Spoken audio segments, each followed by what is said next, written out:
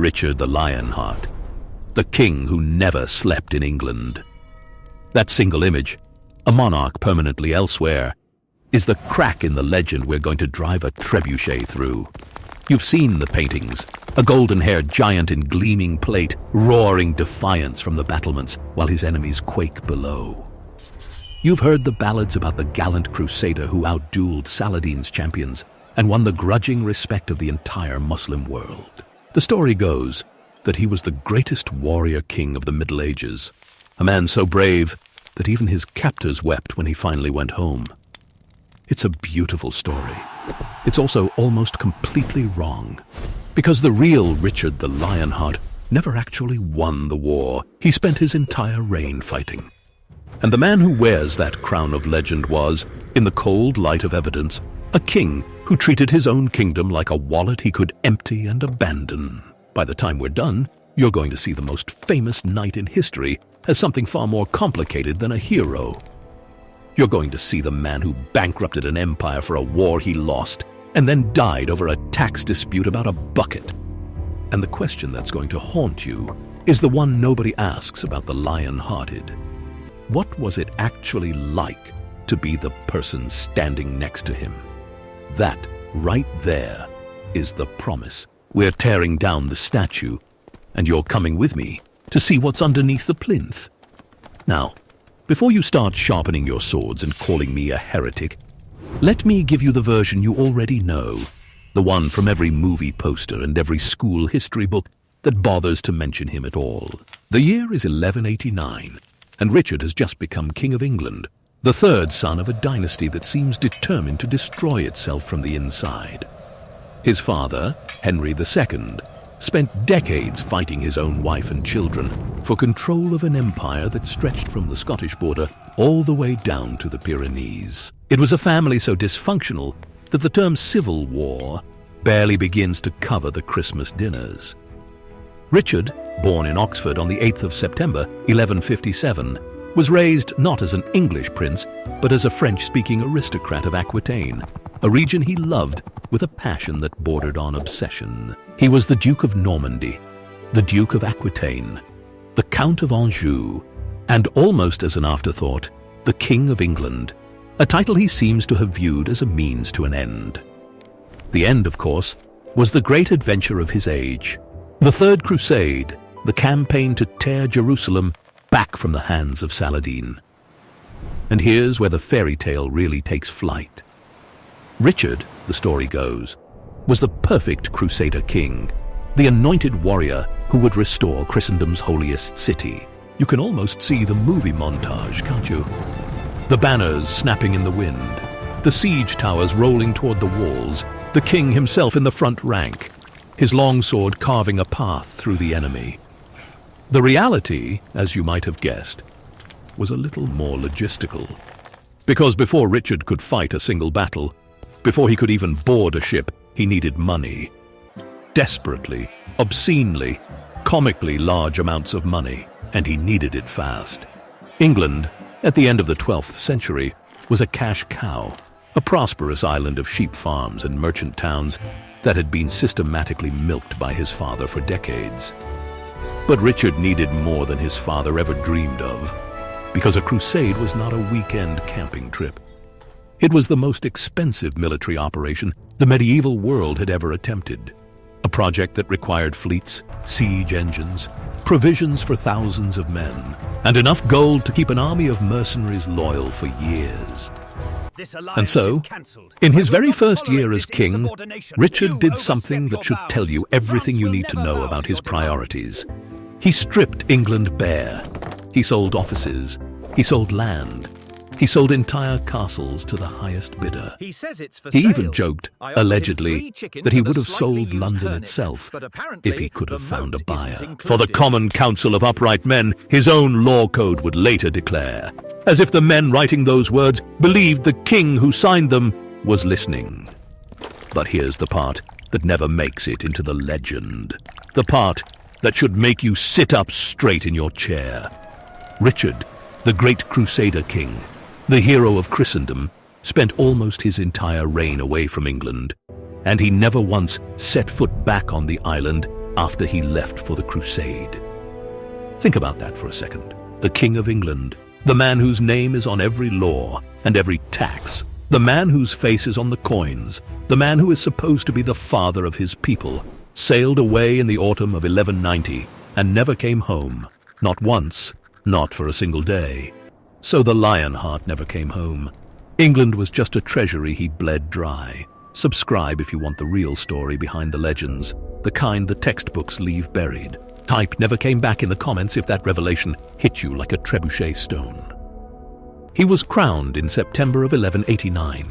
He ruled for a decade, and for nearly all of that decade he was somewhere else, either on crusade, in prison, or fighting wars in France. England was not his home. England was a bank, and when the bank ran low, he simply looked for new ways to drain it. You see, there's a fundamental contradiction at the heart of the Lionheart myth, one that the balladeers conveniently glossed over. The man celebrated as the greatest knight of his age was, from the perspective of the people who actually had to pay for his glory, an absentee landlord with a sword. Let's get one thing straight before we go any further, because this is the moment where the story starts to turn dark. You've been told, probably since you were a kid, that the Crusades were a holy war, a righteous campaign to free Jerusalem from the infidel. And Richard certainly believed that, or at least he believed in the version of it that suited him. But when you actually look at what happened when he got to the Holy Land, when you strip away the banners and the heraldry and the prayers, a much uglier picture emerges. Richard didn't win the Third Crusade. He didn't even come close. And the reason he didn't win isn't because he was a bad soldier, because he was genuinely one of the most brilliant military commanders of his generation.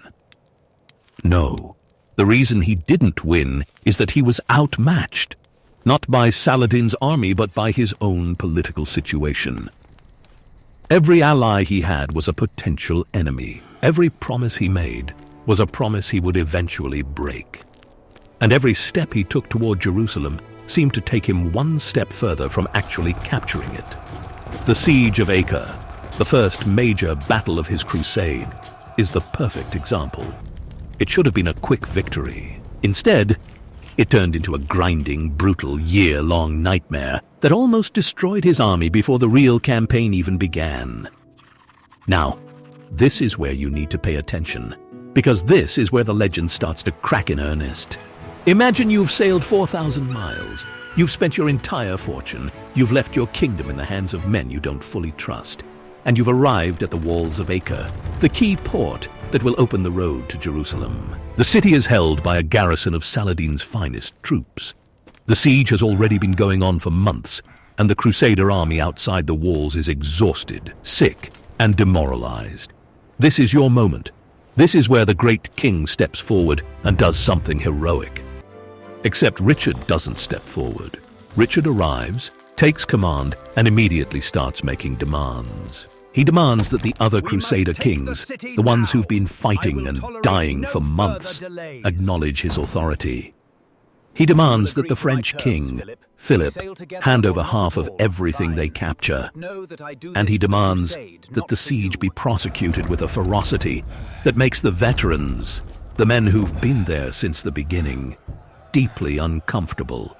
Because Richard's idea of warfare isn't chivalrous single combat.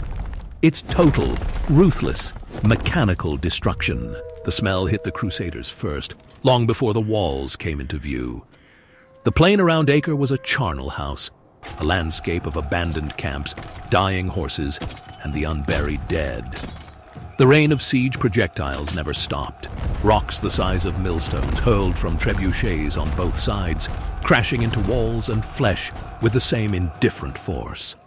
In the Crusader camp, the men were dying faster from disease than from enemy arrows. Dysentery and fever sweeping through the ranks of soldiers who had been living in mud and filth for months. And when Richard finally committed his men to the assault, the result was not a clean, glorious victory. It was a slaughter. The garrison surrendered on terms. Richard accepted their surrender, and then he did something that should be written in letters of fire across every history book. He had thousands of prisoners, men who had surrendered under a promise of safe conduct, marched out onto the plain and executed in cold blood.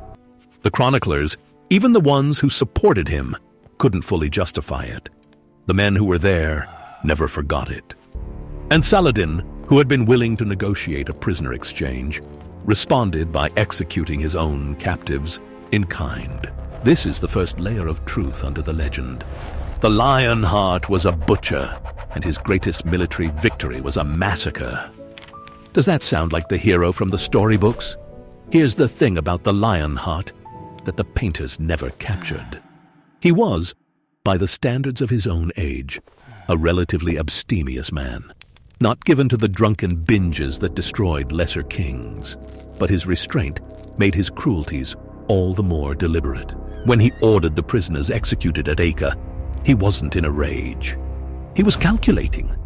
He'd been double-crossed before, by his own father, by his brothers, by allies who smiled to his face and sharpened their knives behind his back. So he trusted no one, and he made his enemies pay for that distrust in blood. The massacre at Acre is the moment where the fairy tale dies.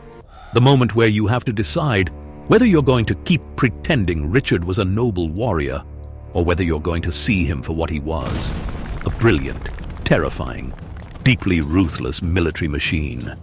And the worst part, it worked. The walls fell. The port was taken.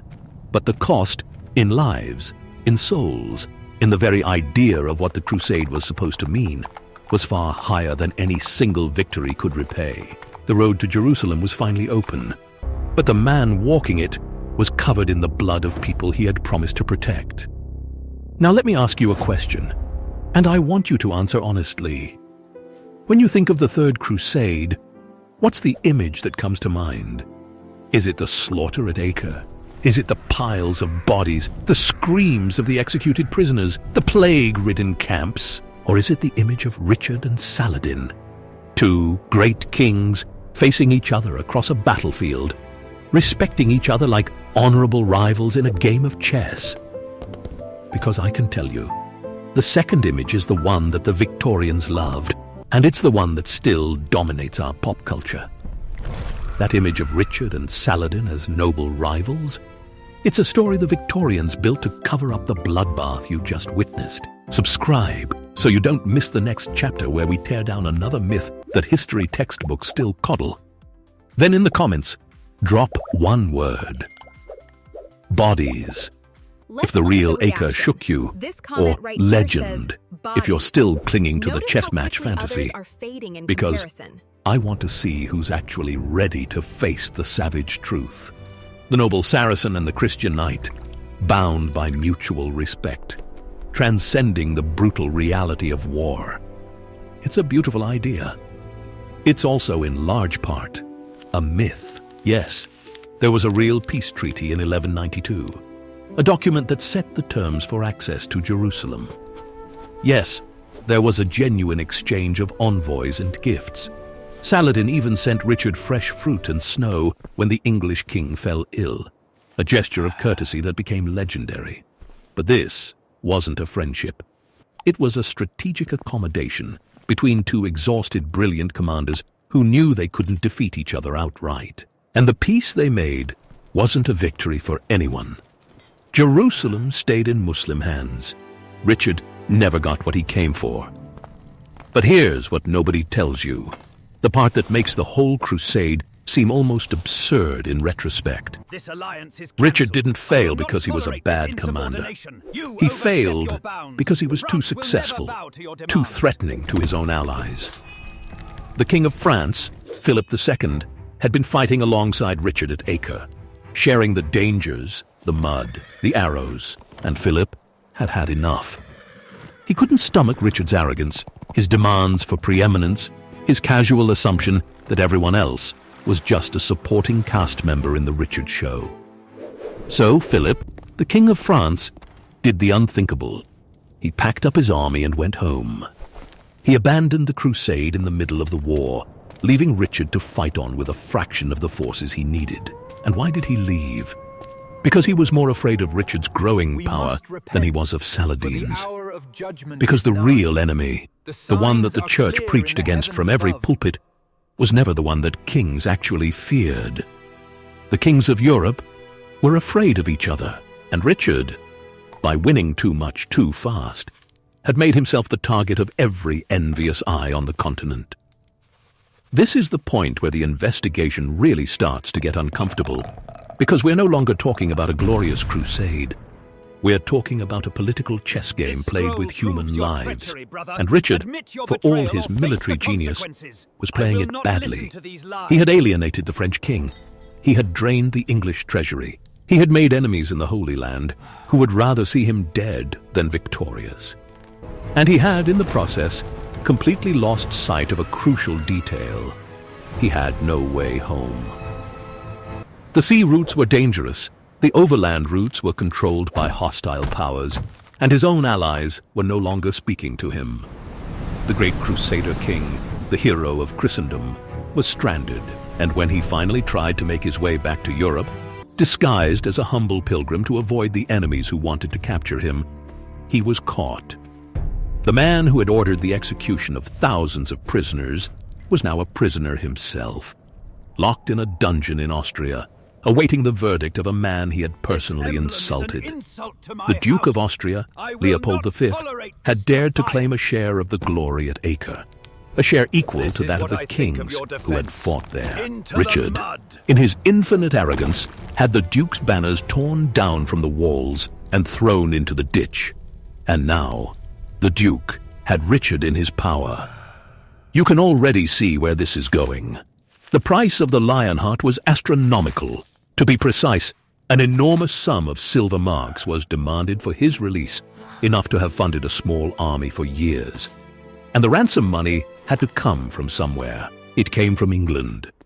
The people of England, the farmers, the merchants, the peasants, who had already been taxed to the bone for the Crusade, were now asked to pay again to bring their absent king home. The churches were stripped of their gold and silver. The monasteries were drained. The nobility was squeezed until the country groaned under the weight of the burden. And Richard, sitting in his Austrian dungeon, didn't seem to care. He had shown at Acre exactly what he thought of human life. He saw England simply as a resource to be mined. His own mother, the formidable Eleanor of Aquitaine, tramped across Europe trying to raise the funds, selling lands, negotiating loans, doing the hard political work that her son had never been bothered to do. And eventually, after more than a year in captivity, the money was raised, the ransom was paid, and Richard was freed. He was a legend again, the conquering hero returning to his kingdom. But the kingdom he returned to was a shadow of the one he had left. It was bankrupt, exhausted, and bleeding. And yet, Richard didn't slow down. He didn't spend a single year resting, rebuilding, healing the wounds he had inflicted on his own realm. The moment he was free, he was back on the battlefield, fighting a new war, this time against Philip of France, the very man who had abandoned him at Acre. The King of England, having spent his entire fortune on a crusade he lost, now began another war he couldn't possibly afford. He raised new taxes. He demanded new levies. He squeezed the people who had just bled themselves dry to buy his freedom. And he pursued the French war with the same obsessive energy he had brought to the Crusade, storming castles, besieging towns, winning battle after battle, but never winning the war that mattered. Because here's the secret of Richard the Lionheart, the one that the legend does everything in its power to hide. He was a brilliant tactician and a terrible strategist. He could win any single engagement. He could seize any single castle. But he couldn't see the bigger picture, couldn't understand that wars are won by economies and alliances, not just by swords. He exhausted his enemies, but he exhausted his own people far more thoroughly. Let me give you a concrete image, the one that always sticks in my mind when I think about what Richard's kingship actually meant. Imagine you're a farmer in a small English village in the early 1190s. You've already paid more in taxes than you ever thought possible, sent your sons to fight in a war you don't understand, and watched your harvest dwindle because there aren't enough hands to bring it in. And now the king's men come again, demanding more. They say the king needs the money to protect you, to buy his freedom, to fight the French. You don't have it. So they take what you have. They take your livestock, your seed grain for next year, the iron tools that your family has used for generations. They leave you with nothing but the clothes on your back and a burning, silent resentment. And all the while, the king is somewhere far away, sitting astride a fine horse, watching his men storm another castle, dreaming of another glorious victory that will mean another footnote in the chronicles. That farmer is the real England. And Richard never saw him, never knew his name, never once asked what it cost to be his subject. But I want to pause here, because we've been building a case against Richard for a while, and the story is about to turn in a direction that might surprise you. It would be easy to dismiss the Lionheart as a mere thug, a violent man who happened to be born with a crown. But that's not the whole truth. The truth, as always, is more complicated and more human. Richard was a man of his age, an age that glorified violence, that saw war as the highest calling of a nobleman, and that had no concept of economic sustainability or the rights of the common man. By the standards of his contemporaries, he was not unusually cruel. In fact, he was often merciful, at least when mercy cost him nothing. He spared enemies who submitted to him. He refused to besiege cities that were willing to surrender on terms. He was, by all accounts, personally brave, a leader who fought in the front lines, who shared the hardships of his soldiers, who never asked a man to do something he wouldn't do himself. The peasants who paid his taxes would have found this cold comfort, but the knights who followed him into battle genuinely loved him. He was a born leader of men, a king who knew how to inspire absolute devotion in the warriors who fought beside him. And it's this duality, this uncomfortable blend of cruelty and courage, that makes him such a fascinating figure. Let's follow Richard into the heart of the French War, because this is where the legend finally dies, and the real man, warts and all, steps into the light. It's the mid-1190s, and Richard is in his element, leading a campaign in Aquitaine, his beloved homeland, the region he had defended since he was a teenager. He's besieging the walls of the castle of Chalus-Chabrol, a modest fortification held by a relatively obscure lord. The castle is of little strategic value. It holds a modest treasure, a small hoard of gold and silver that Richard, perpetually cash-hungry, wants to claim. He is here, at a castle that barely matters, chasing a hoard of gold so small it probably wouldn't have covered a month's wages for his army. And that is where the Lionheart meets the bolt that will undo him. If you have ever wondered how the grand epic finally unravels, this channel is where the textbook version gets corrected. So subscribe right now, because the final chapters are always the ones no one tells you. Drop the phrase "point of no return" in the comments if you could feel the hubris of a king who thought a single crossbow bolt was beneath his attention. The siege is going well, a routine exercise, the kind of thing Richard had done 100 times before. He's checking the progress of the siege works, strolling through the camp in his armor, when a crossbow bolt hums out of the castle and lodges itself in his shoulder. It's a wound, a painful, nasty wound, the kind that kills men all the time in this age before antibiotics. But Richard has been wounded before. He's the Lionheart. He treats the wound as a minor inconvenience, continues the siege, and takes the castle a few days later. And then, the wound starts to fester. Now, here's where the story gets almost unbearably ironic. The garrison that surrendered included a young crossbowman who confessed to firing the bolt that wounded the king. Richard, in a moment of startling mercy, decided to spare the boy. He pardoned him, gave him a small gift of money, and sent him on his way. The chroniclers love this moment. It shows the king's greatness, his forgiveness, his nobility. But then, the wound in Richard's shoulder turned black with infection. The gangrene set in. The surgeons, such as they were in the 12th century, could do nothing. They could only watch as the king's body slowly poisoned itself, as the fever rose, as the color drained from his face.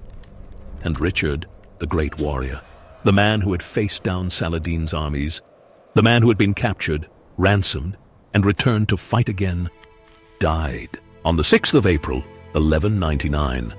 The Lionheart perished from a minor wound, infected by the filthy reality of medieval warfare. The greatest warrior of his age was killed, not by an enemy army, not by Saladin, but by a crossbow bolt fired by a nobody, and by his own body's inability to fight off infection. The imagery is almost too perfect. The king, who spent his life in glorious war, killed by the mundane, dirty reality of that war. He was 39 years old when he died. He had reigned for barely a decade, and he had spent most of that decade outside his kingdom. He left behind no legitimate heirs, a situation that would sow the seeds of decades of chaos. He left behind a treasury that was, if not completely empty, then certainly nothing like what a stable kingdom needed. He left behind a people who had been taxed to the edge of rebellion, and a legend that would grow and grow until it completely obscured the man who had actually lived. And in a final, almost cosmic irony, the crossbowman who fired the fatal bolt was, after Richard's death, flayed alive and hanged by the king's mercenaries, a punishment that made a mockery of the pardon Richard had so proudly granted. The mercy had died with the king who gave it. The violence he had spent his life perfecting continued beyond his grave. So let me ask you, now that you've seen the whole picture, the man behind the legend, the cost behind the glory. Was Richard the Lionheart a hero? Was he a great king? Or was he something else entirely? A brilliant, flawed, terrifying human being whose legend has outgrown the reality by such a margin that the two figures have almost nothing in common? I'll give you my answer, and it's not a simple one. I think Richard was one of the greatest soldiers who ever lived, a man of extraordinary courage and tactical genius. I also think he was a failure as a king, a man who bankrupted his own realm to pursue glory that ultimately eluded him. The true measure of Richard the Lionheart isn't the legend. It's the farmer who paid for his crusade, the prisoners he executed at Acre, the empty treasury he left behind. He was a man who could inspire love and fear in equal measure, and who, in the end, was defeated by the very thing he loved most: war. The legend tells you he was a hero. The evidence shows he was a king, and those two things, in the 12th century, were rarely the same thing. The real Lionheart isn't the statue in the painting, the golden-haired warrior who never seems to bleed. The real Lionheart is the mortal man who caught an infection from a dirty wound and died screaming in a castle far from any battlefield that mattered. The real Lionheart is the king who never once saw his capital after his coronation, who treated his people as a resource, and who spent his entire reign chasing a glory that always slipped through his fingers. When you look at a portrait of Richard the Lionheart, I want you to remember not the crown, but the bodies, the English machinery of war he built, and the debt he left for others to pay. The myth says he was the greatest king England ever had. The reality is that England never mattered to him. The only thing that mattered was the war. And in the end, the war took everything from him. That is the truth behind the legend. That is the man on the other side of the coin.